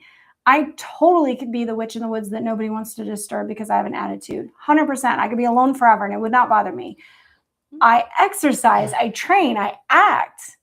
I have a Libra husband now. He's friends with everybody everywhere. Libras are always friends. Oh my gosh! And I'm going to talk to everybody. So I'm going to share. I want to share with you guys the story, so you can, because you're working on 8. Yes. So let me share the story of how I came to the decision, or how I like had the revelation or the awareness came to me. And this was without doing your numerology. It was actually through astrology. So Molly McCord is an astrologer that I love to listen to, and I had her book Awakening Astrology, and it was about like how, because I attributed a lot of my traits to being a Scorpio, and that's just the way that Scorpios are, and we're just very blunt and we're matter of fact, and people are scared of us and all that shit, and I lived that shit, right? And then anyway, I read this book, Awakening Astrology, and in the book Molly McCord talks about how your sign, so I'm Scorpio, how the sign before you, Libra, how you are part of that sign, right? You have the traits from that sign or something. I can't remember how she related it. And then also Sagittarius. So the signs that are before and after your sign, you also can draw from those because they are part of who you are. And I always loved Libras. They're like the most fun people. Every single one I've known, they're not always super responsible because I had a boyfriend that was totally irresponsible. My sister's totally irresponsible. But God damn it, when they go out, they have a good ass time, right? And when I read this book, I was like, I want to be like that because I've never been like that, right? So I like made up my mind that I was going to go out and try to be more Libra-like and like go out and smile at people and say hi and try to like spread that Libra thing around. And I was amazed at the reaction that I got. Like when I started smiling at people, they smiled back at me. And I was just like, oh, and the way that it made me feel. So that was when I had that revelation. And when I like started, so that's what Jamie means by fake it till you make it. Fake it till you make because, you know, maybe some days I didn't really feel like it, but I made the decision to go out and do that. I remember the first time we went out for tacos and margaritas and she did it. And it was almost scary because it was very forced, or it was just so different from her because she's looking in the mirror and she's like, hi, how are you? And I was just like, that's my mom. She hadn't quite told us what she was going to do. And I was just like, are you okay? Was it over? Have you been drinking? Maybe it was over the top in the beginning because it was just so different that it was noticeable immediately. Because, you know, the other stuff was noticeable too. But yeah, we asked, Jolie and I were like, you're in a good mood. What's going on? Like if somebody has to say you're in a good mood and all you're doing is ordering food, it's like, fuck. Okay. Yeah, it was. Yeah. So, Yeah. you know, it was a big difference. And, It was. and I was probably exaggerated, but again, because I needed to act like, you know, what I thought it was. Now it's a lot more natural for me. So we better get on to number 3 because we're never going to get through these till 10 o'clock if we keep on talking. We have a million stories. Okay, karmic debt number 3. So let's talk about this. Okay. If you're missing the letters. If you're missing the letters, C, L, or U in your name. Mm-hmm. And I don't have, where's you have L. Oh yeah. L. Okay, my last name. Yeah. L. Okay, so I do have a 3. Here's a good thing to think about or to pause and reflect on. If you start to see that we're going through the letters and you're like, I have some of that, but I have one number in my name, so I'm not missing it completely. This is too light. Sorry. I know. Actually, I stopped it on the other one. Yeah. Thank you. Yeah, it's too light. I know. I just wanted to make a rainbow. Clue. Get a clue. Number 3. I wanted a rainbow. She wanted a rainbow. I wanted a rainbow today. I don't know. I had all the colored pencils out and I felt like doing it. I couldn't stop myself. When you find that you only have one letter in your name representing it, so like you only have 1 3. I have 1 3. You have 1 3 in my last name. Yep. But I have, which I haven't used since I was 20. Yeah, I have like 4 L's in my name, so like I've got enough, you know, letters for 3. So I'm not. Yeah. I didn't do my number with Williams. I did it with my maiden name. Yeah. So because I have more 3s than her, Jamie Leanne Williams. I wasn't going to put my full name out there, Mom. Sorry. It's not her name now anyway, but that's what I named her. Well, that one's public anyway. That's fine. Oh, stalkers, come on, bring it on. It'll happen eventually. The number of, like, if you have 5 5s in your name, so you're really strong in the character of the 5. Really strong. And if you have 1 5 in your name, okay, well, you're not missing it, so you're not totally lacking, but you may still find things that are struggle for you. So like Kat only having 1 3 in her name, it's not a karmic debt for her, but she might feel some of this like, oof, that's not a strong character. Because when we go back to thinking about what karmic debt actually is, it's just the weak areas in your character on your chart. So having more of one number is heavy on that character side. Like I've got a lot of 1s. Yeah, got a lot of 5s. So I'm heavy in those character traits versus where my karmic debts are. You know, I'm like, well, you know, it'll be what it is. And I have 3 karmic debts that I can work on. So I just get to choose which problem I am today. All right. So missing the letters C, L, or U, or light on the letters C, L, or U. Yeah. Self-expression is maybe difficult. Thoughts into words. What? Thoughts in... What does that say? Putting your thoughts into words is hard. Oh, Sorry, okay. that was my Like expressing abbreviation. yourself? Yeah, like what you're thinking in your mind, trying to explain that concept or something that's going on with Okay. you find it hard. Not very romantic and too apologetic. Okay. Threes want to have fun. Threes, like, Three's the community number. Yeah, they want to have fun. They want to be out there. So what's harder for them is just like when things are focused on them, they get further away from that one mentality. So if they have to be in the center of like the room and the spotlight and all that, they're just like, ooh, that's not for me. I don't, we need to blend this, blend it. So three's a crowd. Yeah, that's what they want. Do we have anybody? Let me see. I want to have that purple one so I can just relate this. If we have anybody in our family that's got a 3. Nope. Nobody. Threes. No threes. No. Nobody in our family is missing a 3. That's interesting. What's difficult for our family is that we're all a bunch of fucking alphas living together. That's what's actually hard. Like if there was people that had the missing 3 or that really wanted to blend, they would literally not have. Yeah, because I don't actually recognize anyone. You don't have any 3s in your life either. In my circle with, that has these what you could say, weaknesses. Weaker on their character side. So this is something that they do, apologizing too much, not having a hard time being romantic, because when you're romantic, the focus is put on you. You're performing something. So that's an individual action. That's why being romantic would be harder for somebody missing the 3. Putting your thoughts into words. Again, everything's going to be centered on you. Everybody's going to be looking at you going like, what are you talking about? And you're trying to explain it, and you would get flustered because all of the eyes on you, that direction of attention and energy is like not comfortable for you. 3s want to be in a crowd. They want to be blended. They sort of, I don't know, need, but they want that. That's where they're comfort. That's where they're most comfortable. Like they're going to be really good being part of a mosh pit or something. Like that's their energy. That's what I think of. Okay. So find a happier attitude and lighten up. Yeah. Because they're hard on themselves. Posture is important. So like how you carry yourself. Because it's confidence. Because that that's like shoulders up, like head up, like instead of like. You're not blending. You're not blending. Folding into yourself. You want to stand out. Become an expert in one thing. Because that'll build confidence. So then you can have the authority to talk on something. So when somebody asks your opinion or your idea on something, it'll be easier to talk about because you've researched that subject. So when energy is directed at you, you can stand on something. So become an expert in one thing. And explore creativity, which is always, I feel like that's always a good thing to do, but especially for 3s. Because you need to find places to be an individual. You're literally, if you're the third wheel, what is your personality? Like what's coming out for you? The third wheel is blended into 2 other people that have a relationship that are just like, I'm coming along for the ride, guys, because I don't have anything else to do, or I don't know where else to be right now. So when you get into the things that do make you more of an individual, that's curing or remedying your lack of a 3. But yeah, always do art. Everybody always do art. Create something. Okay.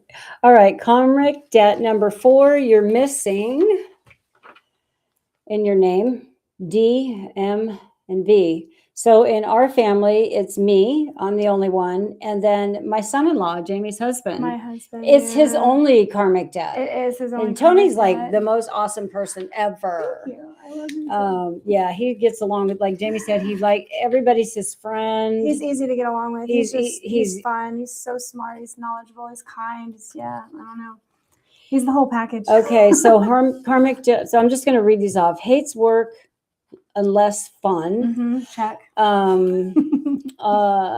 Lacks concentration. Scattered energy. Not good in small places. Looks for an easy way out. Yep. So I'm just going to speak to myself on these. So I'm going to say regarding hates work and less fun, for me, it's unless I feel valued, unless I feel like I'm contributing in work.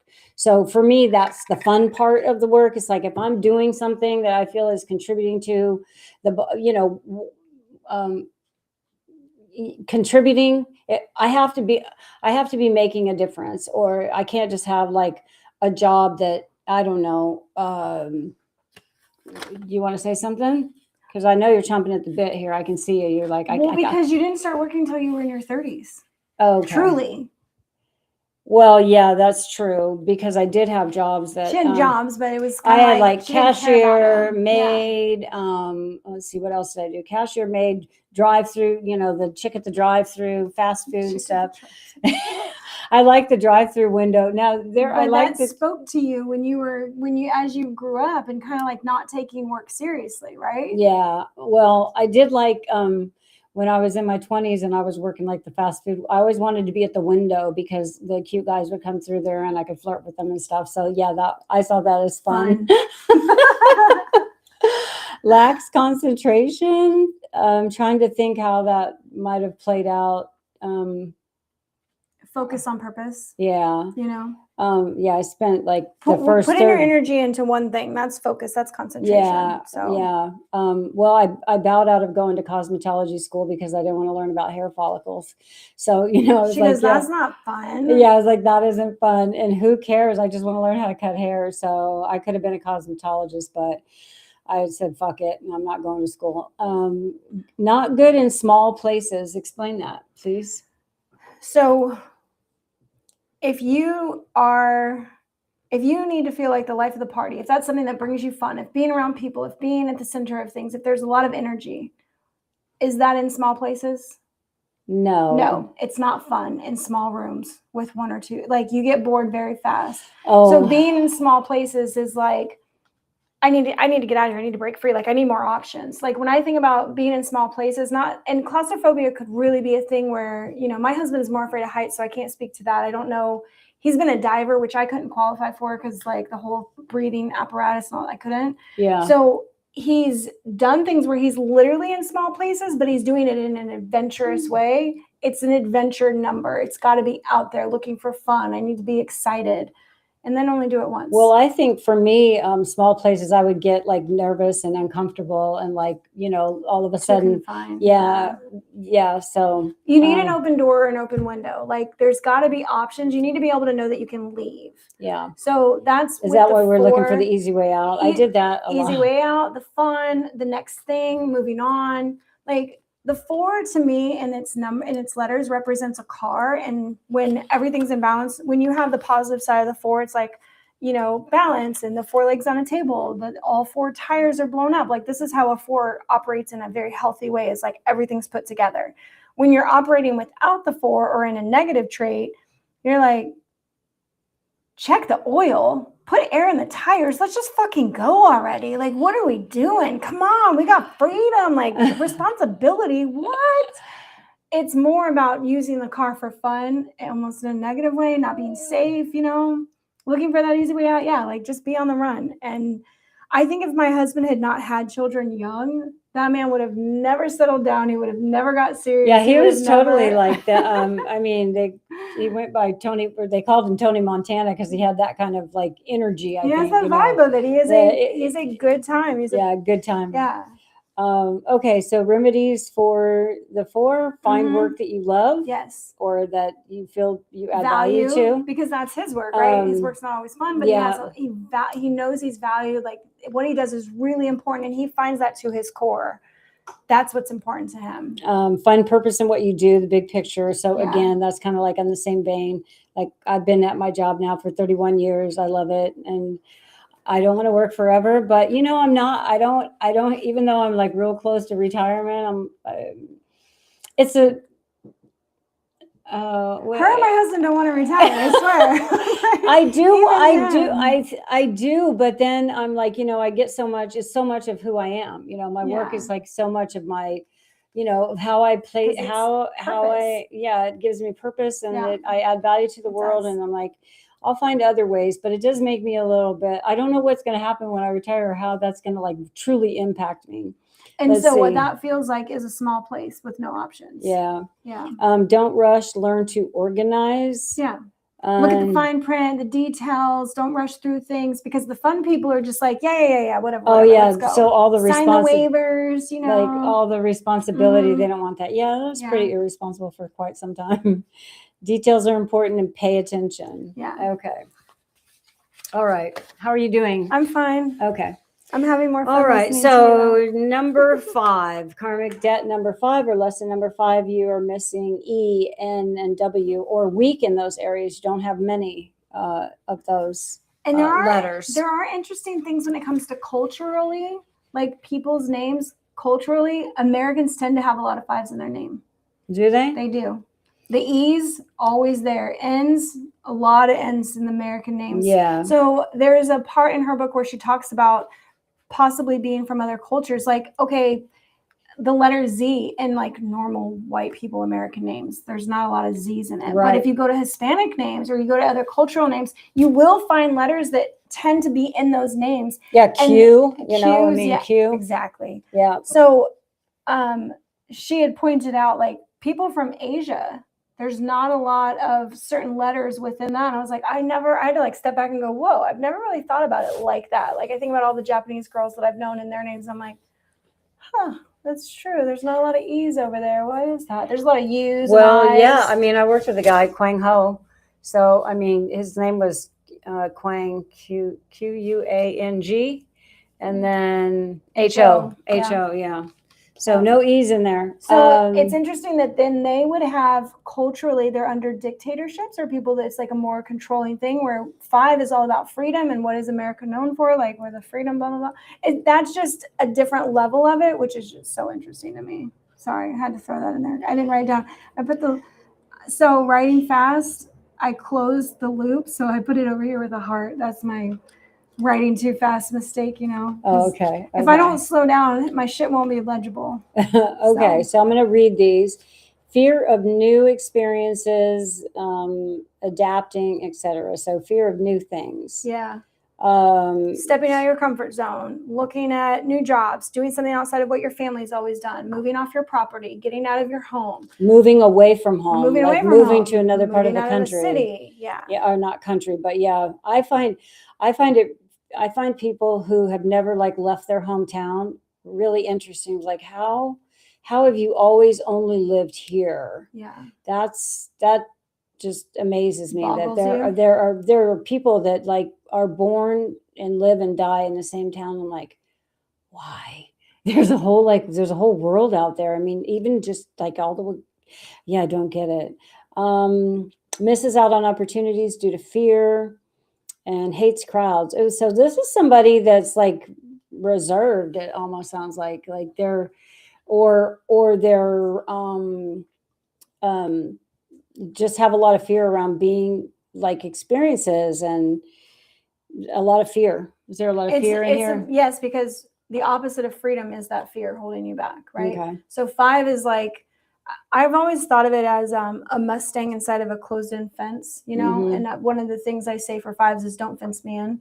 Mm-hmm. They need that freedom. They need to be able to come and go as they please. The moment you fence them in, it's like, then they really rebel. Yeah. Well, Jolene is a 5. She's a 5 birth path. She's a birth path 5, and that really, you know, she always wants to. So the opposite of that is always wanting new experiences and always, you know, seeking the drive to it. Yeah. So this is somebody who's like, if they're born into a family and the parents have their whole life planned out for them, and like, you're going to work here and you're going to do this, that would fit very easily for somebody who is lacking a 5, because all the decisions are already made for them. There isn't anything new that they have to go and try. They're following the directions of somebody else. The path has already been laid. Like, there's all the steps are taken care of. You know, all they have to do is go through the motions, but there isn't any exerting themselves in ways that they have no idea what's going to happen. So they're not the first to do anything. They're not getting on that rope swing first and jumping off into the water. You know, they're not driving to a new town, never having been there. And like, when I go to a new town, I literally drive up and down all the roads. I want to see all of them. I go behind places. I'm like, oh, what's over here? What's behind that corner? What about this park? What's down that trail? My husband gets so annoyed with me because when we go trail walking and I see a little path that's not very carved out, but people have taken it, I was like, I want to go on that one. What's down there? Like, people have gone that way. There is a little path. And he's always like, honey, we're going to get lost. I was like, no, we're not. And he doesn't have that as a missing number, but he's like, he's so afraid of getting lost. He wants to stay on the good path, the right path, or the normal path, you know? And I'm like, no, not me. I want to go off everywhere. And my name is predominantly full of 5s. So yeah, I was thinking it would be interesting to see. I mean, it might have been helpful for me to have like the reference of how many Of your name and my name? Yeah, like I have I how could do many? that I have a really lot of quick. N's in my name. Yeah. I have a lot of. Do I have a lot of E's? No, that's okay. You don't. It won't. You do that. I'll so get this because really it's quick. the opposite of that, and so if you have a lot of, if you're really strong, then I think it helps to see the opposite of it too. Yeah. Right. Because that's when what this really, like, where you really see this is when you just don't understand somebody at all. And you're like, how could somebody really be like that? And when you learn about numerology or astrology and you start to see the different patterns that show up in our lives because of our names, because of numbers, because of the day we're born on, because of the way the planets were, you're like, fuck, it's really not their fault. Like these are the situations that we're born into. And then add on top of that, any other life experiences, abuse, neglect, traumas, whatever. And that just further say the word. Exacerbates. Yes, the whole situation. And then you finally reach a place when you're like 30 years old and hopefully you have your Saturn's return where you just start waking up. And if not, you're at 60 and you have your second Saturn's return and then you really don't give a fuck and you want to find out what's going on and like why life has always felt hard. But there's lots of spots in our lives where we're like things are laid out before us so that if we wanted to go and explore them, we could. And that's what I think of, witchcraft, numerology, spirituality, astrology. These are all tools that we have here to figure out what's going on with ourselves. I have 4 N's in my name and 1 E. So I'm pretty strong. That would be 5 5s total. 5 5s? 5 5s, yeah. So I'm pretty strong there. Remedies: learn to adapt, face your fears, read influential books. Because you want to change your perspective. Right. You want to look at things that change your perspective. So whether it's how to make a friend or Joe Dispenza's like you are the placebo, like just something to get yourself outside of the fear of actually interacting with the world around you and having I really like we haven't talked about Joe Dispenza in a long time. He's got great books. He does. Joe Dispenza. Okay, let's move on to karmic debt 6. Ooh, so in my family we've got 1, 2, 3, 4, 5, 6. 6 people in our family have got the karmic debt. This is the number 6. This is a big one. This is a big one. 6 for us. So is big. 6 is you're missing F, O, and X. And the fox, because it spells fox, think about the 6. This is the family number. This is the home, the hearth. This is living in the den. This is taking care of your pups. This is all the family life of what a fox would do. Being protective, being that the family thing, living in the den. Having your security. We don't have any of that. You do, I don't. All right. This is another one of my debts. Lacks a sense of duty, fear of commitment, domestic responsibilities not taken seriously, like cleaning leaves and cooking things and undone. laundry and all that shit. Yeah. I'm so tired of cleaning and I'm tired of doing dishes and I'm tired of cooking. I've reached a place in my life. It's like I did that since I've been taking care of somebody and having it. Nobody told me when I was young that when you grew up, you had to feed yourself every day and figure out what to eat and then clean up after yourself. And that happens like 3 times a day. And I'm like, that's bullshit. I want some now. I mean, I used to not mind having that chore, but now I really, I'm really unhappy about it. She has a complaint, wants to speak to the manager about it. Yeah, exactly. Like nobody told me this was going to be my whole life. And women, I know that women can relate to this because we're usually the ones that have to do all that shit. We got to do the grocery shopping, the meal planning, and we got to serve everybody, and then we got to clean up, and we're eating our dinner when it's cold and shit like that. Yeah, nobody told me that. That's not fair. I just want to say. Lacks a sense of duty. I'm just trying to think. I'm trying to think with myself, like, Kat's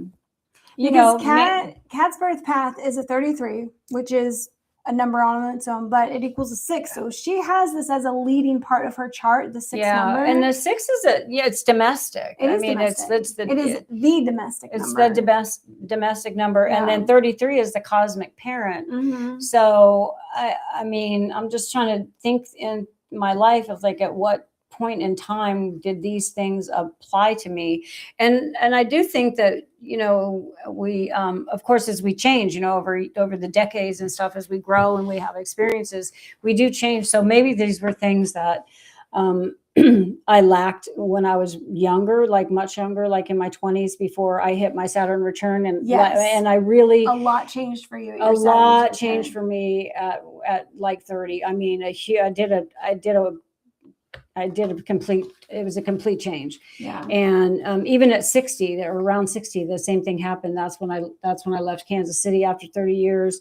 Left a toxic relationship after 15 years, sold my house, something that, I had thought about that would scare me. But yeah, so those Saturn returns for me have been big changes where and that's when I came here and I found spirituality and, started on That's this when we path. converted her to witchcraft. I started on this path, to try to evolve from what I had always been in my whole life and the person that I could see that needed improvement. So, but other people in are the sense of duty. I'm just okay, I don't know that I get that in domestic responsibilities. I mean, I don't know. I'm not really connecting with those things personally. And I'm trying to think of the other people in our family. Well, I do. Okay. Tell me about it. Because you've got karmic debt of 6. Karmic debt of 6. This is probably because I decided I would get married at 19. This was a big one for me because I already knew. Number one, I didn't really see marriage as something serious. I was like, it's a piece of paper. So fear of commitment. I always tried to shrug things off. I know that fear of commitment doesn't seem like somebody would join the military after that, with that as a debt. But the military in my mind was easier, right? Because this whole domestic responsibility shit, somebody else cooked for me. Somebody else did all the things of the den. There was 2,000 people to take care of the den. I didn't have to do shit. I did my own little job. I liked being part of that den on a ship where it was the responsibilities were, it was spread out much that I didn't have to worry about a lot of shit. Mm-hmm. I mean, you do your own laundry and you take care of your spaces and you clean and all that, but I never had to cook, and I still struggle with cooking. Which is what my husband's an excellent chef. I married well. We found our compatibility that way. The lack of a sense of duty, I'm not responsible for anybody but myself. Yeah, I can see that. And that's with you. Not the way to be. Yeah, I mean, I can definitely see that you, especially at you're young, especially at 18, to 25, or until you had a kid. That changed once you had a child. Never wanted kids. I never wanted them. And I fucking tried to get pregnant with Cameron for 3 months, so I did want him. But that was some weird drug shit that the universe put me on when I I don't even know why. Because then after I got pregnant, I didn't even want to be with his dad much after that anymore. I was like, whatever, I got what I wanted. But being his mom again is a lesson for me to really hone in on that domestic responsibility. And so that's the way that I've sort of worked through my karmic debt, is to become this mom for him and somebody who's there for him. And I read all the parenting books I could and tried not to fuck him up like we do as parents. So that's how I leaned into my karmic debt of a 6, is really creating a home for him and taking care of him. And you know what? I'm just thinking that because my birth path is a 6 and I've always been super domestic. And I think that's the really strong thing and I used my birth name when I did this. And I'm wondering, because that hasn't been my name since I was 21, right? Yeah. My name changed at 21. So most of my life, it's been not the name I was born with, my married name. And I'm thinking I'm going to redo this. You would still be missing a 6 even with I would still be. Yeah, that's true. Yeah. Okay. Not but when you're young and you're learning about your karmic debts, you can see where it applies. Oh, look, it says kamic debts. That's dyslexia. We have it. Kamic. When you learn about it when you're young, you can see it, but usually and you guys all being here now and interested in witchcraft and learning yourself and all of that, you're already working through shit and you didn't know what it was called. But these lessons that we find ourselves in when we're young, we're like, oh, okay, this is what we have to work through, and things that come up over and over again. And when you feel really tired of situations or when you get frustrated. I was just frustrated yesterday. Was it yesterday when I told you I had a whole thing and I was like, I want to smash everything in my house and run away? Oh yeah, run away. Yeah, she got that urge to flee. Just run away. Sometimes, which was something that she used to do. Not just talk about it. I don't fucking want to deal with stuff. I just run away. I'm like, fine, leave it behind. Bye. I don't care. I do see the remedies. I do see in the remedies, that I need. These are things that I could work on, finishing what I start and, you know, like I just told you, it's like I hate chores, I hate housework now. I want to hire somebody to do everything, all the domestic shit that I've had to do my whole life. And listen, I have somebody hired to help me once a month so that I at least pick up, because this is the other thing, leaves things undone. Mm-hmm. I could walk you guys through my house and show you all my unfinished projects and be really proud of them and tell you my big ideas with them and everything. And that's also a problem with a creative person, is like, I'm gonna have shit that's like not finished because I'm gonna come back to it. Make a point to finish what you start. Yeah. Conquer your chores. Conquering Volunteer with chores. kids and elderly. Because this gives you a sense of duty towards others. So you can see where I'm learning that with Cameron. I've got Judy. I've got like the way that my life is shaping up. I'm like, oh, great. This is the time when I work on my sixth step. Well, so fun. you know, I've just had this revelation recently that, you know, I'm the grandma. I'm realizing that I've become the grandmother that my children didn't have, right? Because my mom wasn't a grandmother to anybody. And so now I'm in this role of like the matriarch, the grandma, and I'm good with it. You know, I'm like, I'm glad my grandson lives with me, and I want to help the other two younger ones too. And my mother wasn't like that. And I look at that and I was like, I really like that. I like that I've changed that. So you have. Okay. Yeah. 7. Let's see. Who was the 7? It was Jolene. No, there was somebody in the chat. Oh, who was the 7? Tracy. She's got 5 5s too. What? Me and Tracy are like, whoa. We got to meet in person, girl. We have a 7 in here. Who was it?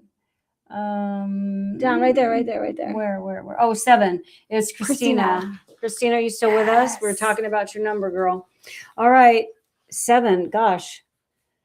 Are we have a bunch of 7s too? Because who's got GP and Y? Oh, you got Y. I do have Y. Well, that's why I gave Cameron a Y too. So we've got a lot of my 7s. Sister, her son, my brother, my father, and my brother's wife. So my brother and his wife have similar karmic debts, which this happens because we find commonalities, right? We're like, oh, I see my reflection in you. Like, we're the same. Okay, I'm going to read through these and then we'll talk about them. I know, because I haven't even finished the 8 or the 9. And you know what? If you don't get them written out, then I'll write while you talk, and so you can talk to them. I'll get it.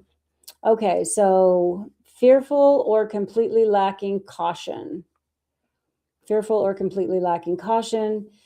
Doesn't, and you can tell us if, Christina, if any of this hits with you, doesn't suspect hidden motives. Okay, wait, just hold on. I'll let you.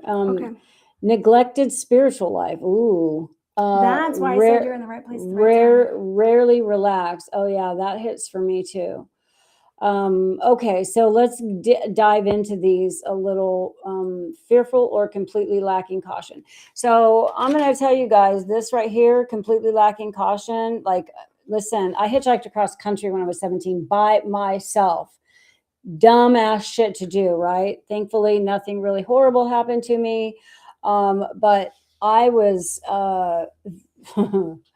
I was stupidly fearless when I was really young, because I just thought, I don't know, I was invincible or something, or maybe I didn't give a shit. I'm not really sure. So I really relate to, lacking caution. Doesn't suspect hidden motives. And by that, you mean in other people? I assume you mean in other people. In relationships. Like not being naive, kind of like being naive. Totally, like every guy hoodwinked me. It's like, oh, you're the greatest guy in the world because I knew you for 5 minutes and you're cute. And you gave me 6 compliments. And you're like, oh yeah, whatever. Okay, neglected spiritual life, absolutely.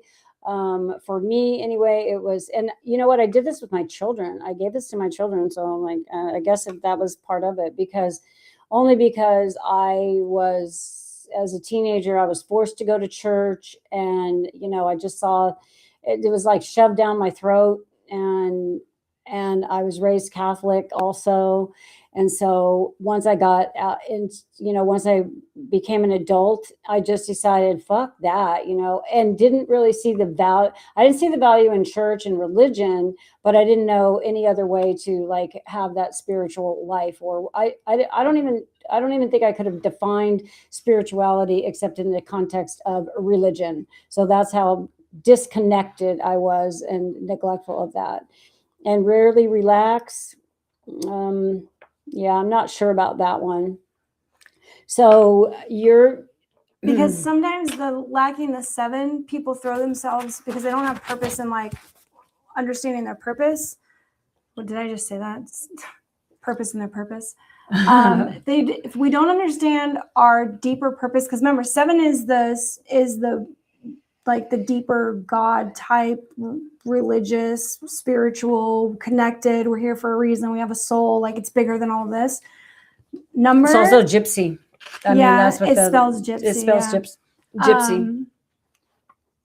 The rarely relaxing is because you'll throw yourself into something else, right? So you'll get obsessive about work, or it's like you can't find freedom in just your own existence. Okay. Because you don't like you can't be by yourself. Yeah. Like can't be by yourself. You've got to be constantly doing something. And yeah, like there's got to be something going on because you can't let your mind settle because you're not.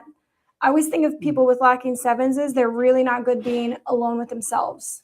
I would say that was true about me for sure, because I don't want to think, if you're alone with yourself, then you start reflecting and it's like, shit, I don't know what to do with all of that. All the things that were in my head, especially when I was younger and before I have evolved, thankfully, finally, a little bit, to be inside my head was not a place that I wanted to be. So yeah, I can see that. And also I did a lot of numbing through different things, when I was like in my 20s, I basically stayed numb through different recreational activities. Yeah.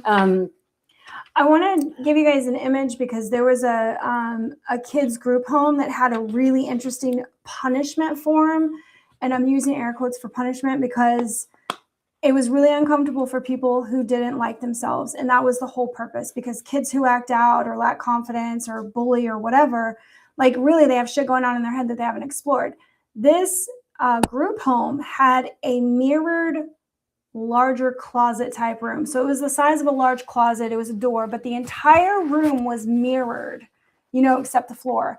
And kids had to go in there and sit with themselves. That was their actual punishment, was like to sit with themselves, look at themselves. They couldn't see anything else. Ceiling was mirrored. Everything but the floor was mirrored, and they had to sit on the floor. So no matter how they tried to get comfortable, it was a mirror. It was a reflected back to them on why they were there. So it literally stopped them from trying to think about other things, because the moment they open their eyes, they have to look at themselves. And there's something deep that happens when we look at ourselves in the mirror and then we really start to see ourselves, looking ourselves in the eye and saying like, I love you, or you matter, or you're worth something. There is something that changes. It's in tons of meditations. It's in tons of online forums, like doing the thing where you physically look at yourself and then really see yourself, not just look at yourself and be like, oh God, why do I have that nose and my hair? And like we judge, right? But when you sit there long enough, you start to, the criticisms sort of go away. And now you're like, who am I? Why am I like this? Why am I here? You start to question your own existence. That was how they dealt with kids who were acting up, was to basically force them into this karmic debt 7 thing. That's how I think of it. You have to confront yourself. You have to find like what is inside of there besides all of this like outward, behavior that's you're angry at shit or life's fucked up or you don't know where to turn. I think that would have been like, for me as a teenager, that makes me really uncomfortable to even think about doing that, because I don't know that I would have been able to reflect back on it. Would have been like, you're worthless. I hate you. You don't belong. And it's things that come up, right? Yeah. So then, of course, afterwards, there's counseling and there's talking about it. And it's not like they do that and then they try to go about their merry way. But when I learned about that, I thought it was such an interesting, I want to call it an experiment, because it's not like it's an actual prescribed method of therapy, but it was the way they dealt with people so that they could stop the excuses for the behavior and start dealing with like, let's get to the core of the problems. Like, what did you find out about yourself? What are you questioning? What makes you upset? Why do you not like yourself? Because most of the time when we're treating other people poorly, we don't like ourselves.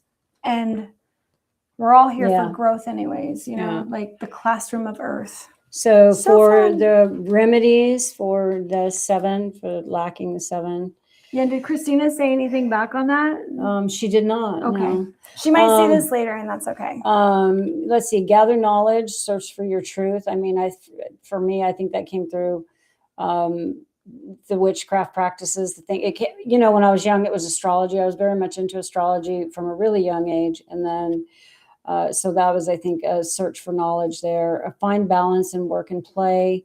Ask questions and use caution. I put caution and cautions because caution and cautions. Yeah, because when I think about our childhood and all the different things you told us about, we were cautious. It was like, don't be scared, be cautious. Do you need to go outside? See, I might have to go potty. Around. He's prancing around. I gotta let my dog out, guys. Okay. Come on. So let's go outside. Asking questions and using caution, or the cautions that you've learned. It's like once you go through the experiences. Potty? Well, then what do you? Then go lay down.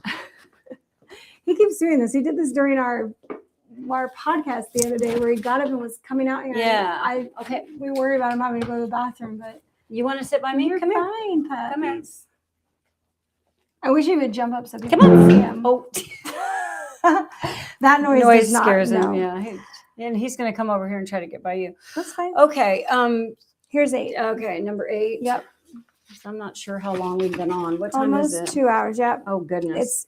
We were like 10 minutes late, so it's like okay. An hour and 40 minutes. Yeah. All right. Lacking the number 8. So we've got Giovanni, Jolene, me, Jolene and Giovanni. Jolene and Giovanni. And me. Me, Jamie, and that's it. So 4 people in our family who are lacking. Me, you, and Joe. Think about that. We all have the same karmic debt. We were all together for such a long time. Just the 3 of us. Yeah. And we all have that same exact debt. So. Okay. Nasty temper. Lack of money or spends carelessly. Possibly weak body or ill health. And people may find it hard to be around you. Oh, yeah. Yep. I mean, I can see that. I can definitely. All of them? No, not all of them, but I see it in different ways. I mean, I don't know about, I don't want to call people out. Well, just except for myself. Yeah. Except for myself. And you can call me out too. Except for myself. But, especially a bad temper, when I was young, a lack of money for sure. And I really relate to that when I was younger. And then I did a flip on that. And then I became the opposite of it. Possibly weak body or ill health. Thankfully, we've always been healthy. Yeah, I mean, the only thing for me is I've always struggled with my weight, and that's just because I gained 30 pounds because I was in juvenile hall for 6 months when I was 11. That's what I attribute that to. But also I probably would have never been. I was never going to be skinny because my mother's not skinny. So, but I got overweight, and I always had to struggle with that. So that's the only thing. Otherwise, we're healthy. But people find it hard to be around you. I can see where in my life there would be times when I probably repelled people because of my attitude and, just lack of willing to compromise and, not being, just not being aware of other people's feelings. So, yeah, I can see that. Learn temper control, which is, find the cause, what's causing the anger, what's causing you to have be shitty. And a lot of times it's because of the way, for me anyway, I can say feeling the way, having these unresolved things in my life, with all the traumas that I had as a kid, and the way that I feel I got the shit into the stick, in terms of the short end of the stick in terms of what happened to me in my life. So having that anger about that, and then having to eventually process through that. Let's see. What does that say? Something better. What is that?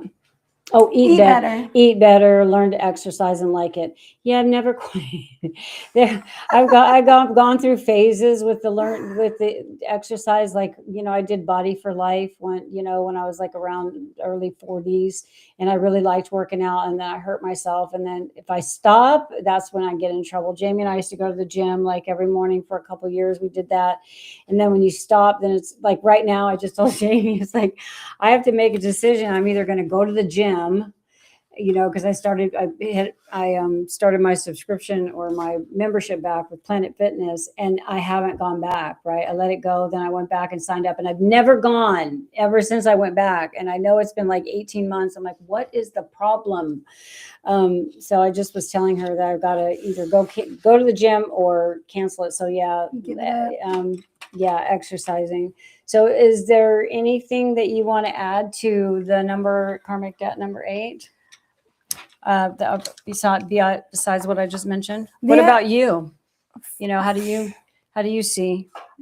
I've never really felt like I've had a nasty temper, but there have been times when I don't have the patience, and I want the situation to end, and I don't care how it ends. It just needs to end. So yeah, I relate to that. Yeah, there was definitely a time when I was in an argument that I really wanted it to end, and it was with Cameron's dad, and he just would not fucking give up and leave me alone.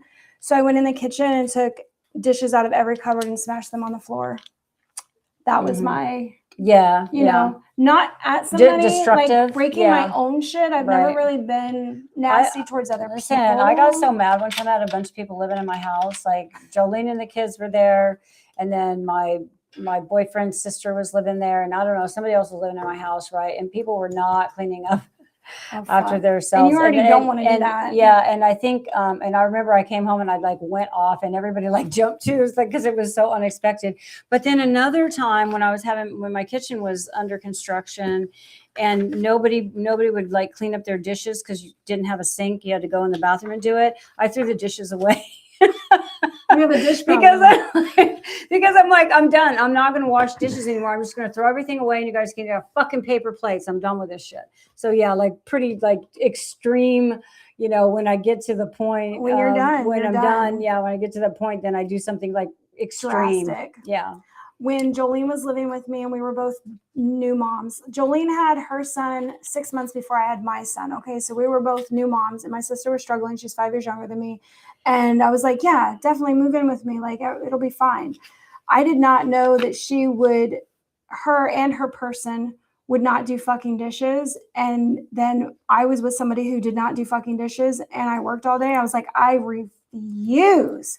So I put all the dishes in a fucking suitcase and took that shit somewhere else. And I left one plate and one bowl and one of everything. And I was like, you want to use it? You can fucking wash it and put it back for the next person. And if you don't wash it, you guys can all do this to each other. Fuck all y'all. Like, yeah, extreme, I can't handle that. That's probably like the other day yesterday when I felt like I wanted to just like run away. It was domestic responsibilities where I feel so overwhelmed by shit. I'm like, why does this feel so hard? Was that which one? Oh, that was the 6, and we're lacking the 6. Yeah, that was your domestic responsibilities. My domestic responsibilities can bring out a temper of some kind. And what I do like about myself is it's never towards other people. Like, generally I just do things like to myself. Like, I'll break my own shit. I remember being really frustrated one day, and my husband had gotten me this like Yeti can cooler thing, it was in this color, like our favorite color. This is years ago now when we used to go to the beach a lot.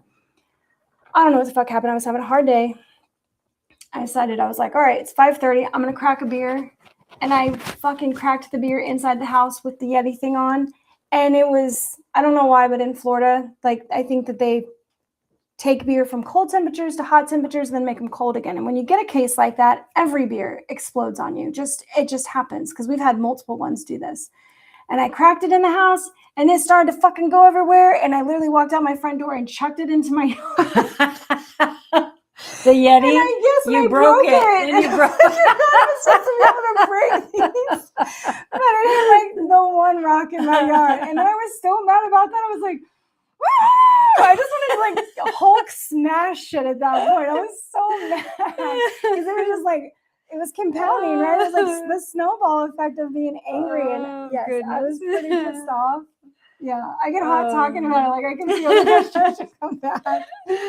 All right. Yeah, Are we ready to do the last number? Karmic debt. Okay, so Number 9. if Oh you my have gosh. the karmic debt 9, you're missing the I and the R. Right. That would be. It could happen. Yeah, I'm not. I have both those numbers, so. I don't have an R. Do we have anybody with 9? No, we don't. Nobody with the karmic debt 9. Nobody karmic debt 9 in our family. My son and my nephew, my oldest nephew, they're both 9s in their birth path numbers. So I know the 9 number very well. It's the number of the humanitarian. So if you have a karmic debt of 9, a lot of times it's that lack of humanitarianism. So lack of concern for others, the opposite. Very critical of others. Judging people too quickly, and lacks feeling of goodness in themselves. There's a struggle with no matter what they do, they never feel good about what they're doing. They never feel like they're doing good enough, so lacking the 9 makes you feel like you're not a part of humanity, like you're separate from it, like that there's somehow you're very flawed and you don't fit in, and that's the negative sign of the 9 as well. 9s they're kind of like the jack of all trades. They can do anything. They can do anything, and so they have a hard time. They can blend and mend and go and be and do anything they want to do. So they have a really hard time choosing their focus and figuring out what they want their purpose to be, because they can be anything. It's the number that literally blends with anything. So lacking that good feeling, it's like they see everybody else with purpose and doing stuff and how they get the good feelings and like, oh my God, I love babies, or I love kittens, or I love this or that. And they just don't, in themselves, they don't see the good feeling of, oh yeah, this is my thing. I'm a cat lover, or a dog lover, or I love babies, or I love this, or then they don't find the goodness in themselves. They're like, they don't ever feel good enough to be a part of society. So lacks the feeling of goodness. Yep.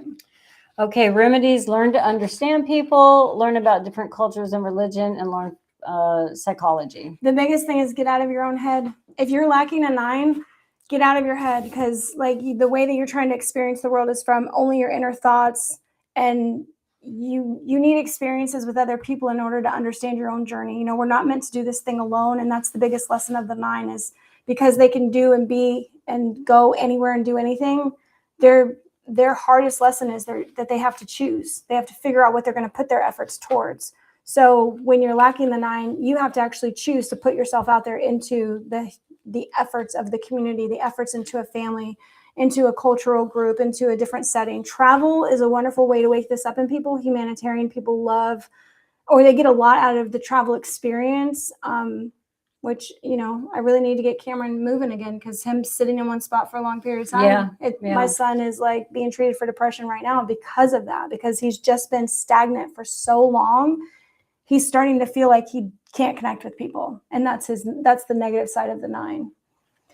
Man, 2 hours. 2 hours, you guys. Okay. That's why we're only going through one part of the books at a time, because it's a lot. Change this. Little button at the bottom over there. Little clover looking thing. Corner over there. Corner. I'm trying to get to it. All right, you do it. All right. No patience with the Mac. I know you're gonna have one day, right? I know, I am. I'm planning to be my next computer. I'm gonna get a big screen so that we don't have to keep doing big screen, small screen. All right, you guys. Well, that was a lot. Yeah. We hope you got something from it. Yeah. I hope that it's helpful. And if it's a lot to sit through all of these videos, get the book and go through the book. Like, I don't usually tell people to buy shit, and I don't know Shirley Blackwell Lawrence, but her stuff, I've been living with her stuff for over 25 years now, and that is on point every time. So if you are going through learning yourself, difficult relationships, your job stuff, your focus, your purpose, why am I like this? Like all the bullshit that just rattles around in our head because we're souls having a human experience and this place is foreign. I truly believe that these books would help you understand yourself, understand relationships, understand your children, your parents. I wish I had this knowledge. Oh yeah. So much knowledge that I have now that I've gained through astrology and numerology and just all the things. I wish that I had it when I was raising my kids, because it would have really helped me be a better parent. It really would have, because I would have had an understanding that I just didn't have innately. Yeah. I just didn't have it.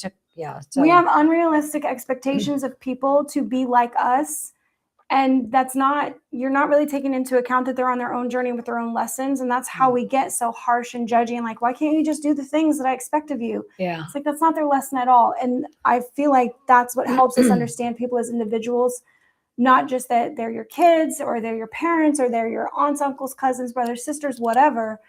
We're all having our own individual experiences where we're here with life lessons, and this helps decode that. That's what I feel like these books are. They kind of help decode what's going on and what we're doing. And if it can give you greater insight to act better in the world, I'm all for it.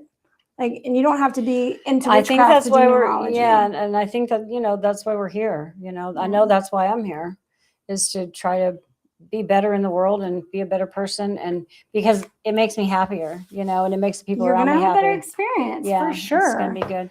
So we're going to say good night. Yes, and we love you guys We love so you. much. Thank you Thank so you for much for sticking being with with us. us. Thanks for listening. Yes, we'll be back in 1 month with another one. Yep. That's probably going to be inner guidance or something. Okay. Numbers to help All you live right. your life better.